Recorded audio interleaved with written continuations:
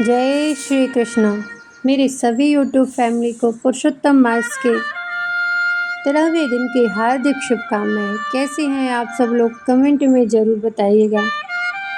हर 3 साल में पड़ने वाला यह परम पावन पर्व ईश्वर की कृपा से हमें बड़े सहयोग से प्राप्त हुआ है। इस वर्ष यह मई से लेकर जून तक है और भगवान की कृपा से हम सब इसमें जो भी दान पुण्य अच्छे कर्म करते हैं वे हमें एक बार करने का नहीं, हजार हजार बार करने का पुण्य देता है। आइए आज की कथा में हम पुरुषोत्तम मास के 13वें अध्याय की कथा श्रवण करेंगे। वीडियो को सुनने और देखने से पहले आप लोग वीडियो को लाइक और कमेंट में जय श्री कृष्ण जरूर लिख दिया करिए। ऋषि लोग बोले, हे सूत जी, हे महाभाग, हे सूत, हे बोलने वालों में श्रेष्ठ, पुरुषोत्तम के सेवन से राजा ऋण धनवा शोभन राज्य पुत्र आदि तथा पतिव्रता स्त्री को किस तरह प्राप्त किया और योगियों को भी दुर्लभ भगवान के लोक को किस तरह प्राप्त हुए। हे तात, आपके मुख कमल के बार बार कथा सार सुनने वाले हम लोगों को अमृत पान कराने वालों के समान कथामृत पान से तृप्ति नहीं होती है। इस कारण है इस पुरातन इतिहास को विस्तार पूर्वक कहिए। हमारे भाग्य के बल से ही ब्रह्मा ने आपको दिखलाया है। सूत जी बोले, हे विप्रो, लोक सनातन मुनि नारायण ने इस पुरातन इतिहास को नारद जी के प्रति कहा। वही इतिहास इस समय मैं आप लोगों से कहता हूँ। मैंने जैसा गुरु के मुख से राजा ऋण धनवा का पापनाशक चरित्र पढ़ा उसको सब मुनि श्रवण करें। श्री हरि नारायण बोलते हैं कि हे ब्राह्मण नारद, सुनिए, मैं पवित्र करने वाली गंगा के समान राजा ऋणधर्वा के सौंदर्य तथा प्राचीन कथा कहूँगा। है देश का रक्षक श्रीमान बुद्धिमान तथा सत्य पराक्रमी चित्रधर्मा नाम का एक राजा था। उसको ऋणधनवा नाम से प्रसिद्ध अति तेजस्वी सब गुणों से युक्त सत्य बोलने वाला धर्मात्मा और पवित्र आचरण वाला पुत्र हुआ। कान तक लंबे नेत्र वाला, चौड़ी छाती वाला, बड़ी भुजा वाला महातेजस्वी वह राजा ऋणधनवा प्रशस्त गुण और समूहों के साथ साथ बढ़ता गया। वह चतुर राजा ऋणधनवा प्रसन्नता के साथ गुरु के मुख से एक बार कहने मात्र से पूर्व पढ़े हुए के समान व्याकरण आदि 6 अंगों के साथ 4 वेदों का अध्ययन कर गुरु को दक्षिणा देकर विधि पूर्वक उनकी पूजा कर बुद्धिमान राजा गुरु के आज्ञा से पिता चित्रधर्मा के पुर को चला गया। अपने नगर में वास करने वाले प्रजा वर्ग के नेत्रों को आनंदित करता हुआ जिस पुत्र को देखकर राजा चित्रधर्मा भी अत्यंत हर्ष को प्राप्त हुआ। पुत्र जवान हो, संपूर्ण धर्म को जानने वाला हो और प्रजा पालन में समर्थ हो, इससे बढ़कर सार शून्य इस संसार में और क्या है, अर्थात कुछ नहीं।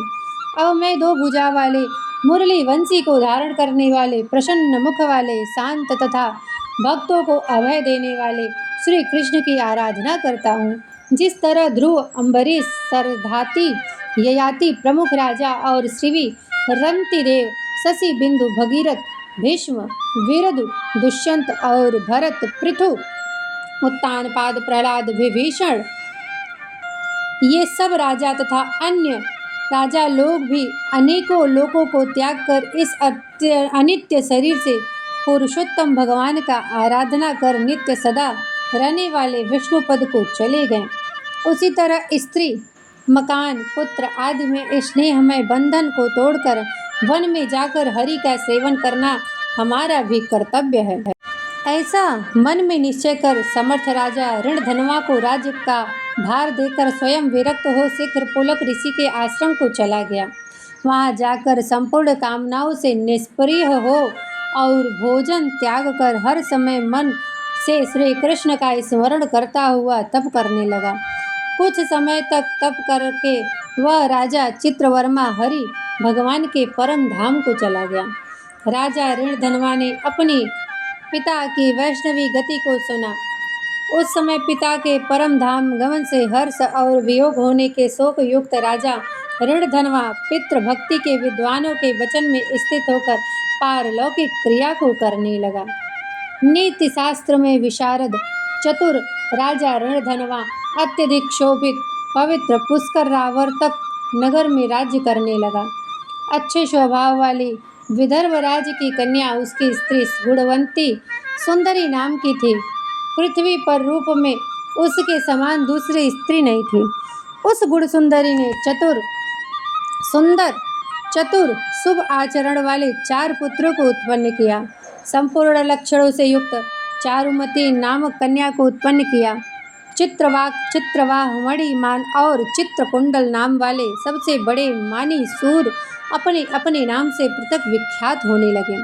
राजा ऋणधनवा सर्वगुणी प्रसिद्ध शांत दांत ऋण प्रतिज्ञ रूपवान गुणवान वीर श्रीमान स्वभाव से सुंदर 4 वेद और व्याकरण आदि 6 अंगों जानने वाला वाग्मी वाक्चतुर धनुर्विद्या में निपुण अरि षडक वर्ग काम क्रोध लोभ मोह मद और मत्स्य को जीतने वाला और शत्रु समुदाय का नाश करने वाला, क्षमा में पृथ्वी के समान, गंभीरता में समुद्र के समान, समता समव्यवहार में पिता ब्रह्म के समान, प्रसन्नता में शंकर के समान, एक पत्नी व्रत एक ही स्त्री से विवाह करने का व्रत को करने वाले दूसरे रामचंद्र के समान, अत्यंत उग्र पराक्रमशाली दूसरे कृतवीर्य अर्थात सहस्त्रार्जुन के समान था।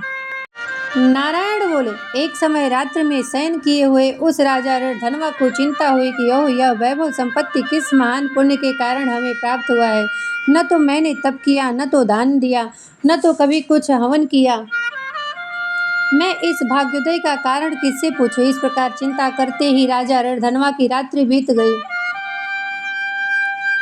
प्रातः काल ब्रह्म मुहूर्त में उठकर विधि पूर्वक स्नान कर उदय को प्राप्त सूर्य नारायण का उपस्थान कर भगवान की कला की पूजा कर अर्थात देव मंदिर में जाकर देवता का पूजन कर ब्राह्मणों को दान देकर तथा नमस्कार करके घोड़े पर सवार हो गया। उसके बाद शिकार खेलने की इच्छा से शीघ्र वन गया। वहां पर बहुत से मृग बराह सुअर सिंह और गवैयों चवरैया का शिकार किया। उसी समय राजा ऋणधनवा के बाण से घायल होकर कोई मृग बाण सहित शीघ्र एक वन से दूसरे वन को चला गया। रुधिर गिरे हुए मार्ग से राजा भी मृग के पीछे गया, परंतु मृग कहीं झाड़ी में छिप गया और राजा उस वन में खोजता ही रह गया। पिपासा प्यास से व्याकुल उस राजा ने समुद्र के समान एक तालाब को देखा। वहां जल्दी से जाकर पानी पीकर तीर किनारे पर चला आया।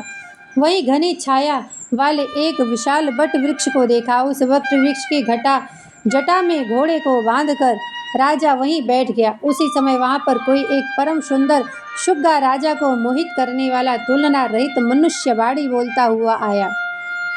केवल राजा को बैठे देखकर उसको संबोधित करता हुआ एक ही श्लोक को बार बार पढ़ने लगा कि इस पृथ्वी पर विद्यमान अतुल सुख को देखकर तू तत्व आत्मा का चिंतन नहीं करता तो इस संसार के पार को कैसे पाया जाएगा।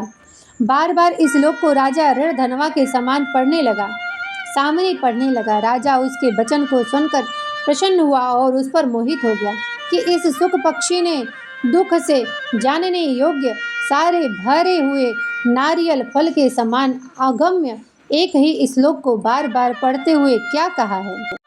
क्या यह कृष्ण द्वैपायन वेदव्यास के श्रेष्ठ पुत्र सुखदेव तो नहीं, जो कि कृष्णचंद्र के सेवक मुझको मूढ़ और संसार सागर में डूबा हुआ देखकर राजा परीक्षित के समान कृपा कर उद्धार करने की इच्छा से मेरे पास आए हैं। इस तरह चिंता करते हुए राजा ऋणधनवा की सेना समीप आ गई। सुख पक्षी राजा को उपदेश देकर स्वयं अंतर्ध्यान अलक्षित हो गया। उस सुख पक्षी के वचन को स्मरण करता हुआ राजा अपने पुर में आकर बुलाने पर भी नहीं बोलता और निद्रा रहित हो उसने भोजन को भी त्याग दिया। तब एकांत में उसकी रानी ने आकर राजा से पूछा। गुण सुंदरी बोली, हे पुरुष में श्रेष्ठ, यह मन में मलिनता क्यों हुई है। हे भोपाल, पृथ्वी के रक्षक, उठिए भोगों को भोगिए। और वचन बोलने लगी।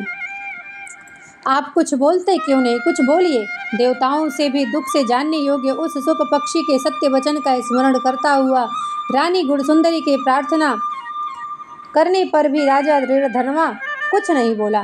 पति के दुख से अत्यधिक पीड़ित वह रानी भी दीर्घ श्वास लेकर अपने स्वामी की चिंता के उत्कंठ कारण को नहीं जान सकी। इस प्रकार चिंता में मग्न राजा कितना भी समय बीत गया, परंतु संदेह सागर से पार करने वाला कोई कारण वह देख न सका। नारद जी बोलते हैं कि हे मुने, इस तरह चिंता को करते हुए पृथ्वीपति राजा ऋणधनवा का क्या हुआ, सो आप कहिए। क्योंकि हे मुनि, निर्मल वैष्णव चरित्र थोड़ा ही भी यदि सुना जाए तो पापों का नाश होता है। यहाँ पर श्रीमद् भागवत महापुराण का 13वें अध्याय विराम होता है। बोलिए नमो नारायण। आप सबको यह वीडियो कैसा लगा कमेंट में ज़रूर बताइएगा। उम्मीद करती हूँ कि आपके लिए मैं प्रतिदिन जो हर एक अध्याय का कथा लेकर के उपस्थित होती हूँ, आप सबको अच्छा लगता होगा। हे प्रभु, हे परमात्मने, इस कथा को श्रवण करते वक्त या सुनाते वक्त अगर मुझसे कोई त्रुटि हो गई है तो मुझे क्षमा करिएगा। परमात्मा परमेश्वर आप सच्चिदानंद और सर्वव्याप्य हैं। हे प्रभु, मेरे समस्त अवगुणों को माफ़ करिएगा और मेरे मन में, मेरे हृदय में आपके प्रति भक्ति बढ़े, ऐसी कृपा करिएगा। उस सच्चिदानंद भगवान से ऐसे प्रार्थना करके हमें इस कथा का विराम देना चाहिए और पुराण पुरुषोत्तम भगवान का नाम जपना चाहिए। जय श्री कृष्ण।